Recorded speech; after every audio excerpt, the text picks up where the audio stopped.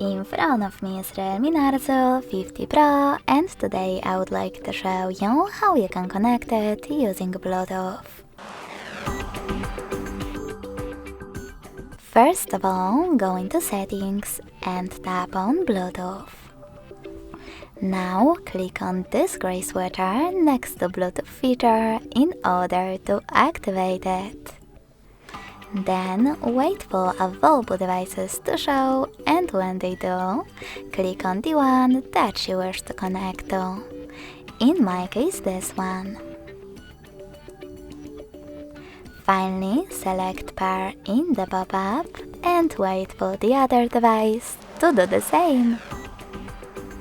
As you can see, my devices were successfully connected, but you can always disconnect them by choosing this icon next to the device and tapping on Unpair.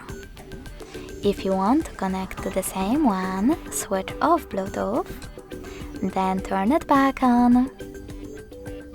Click on your device and tap on Pair again.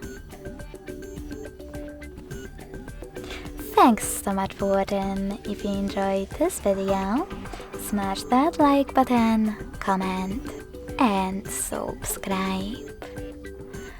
Bye!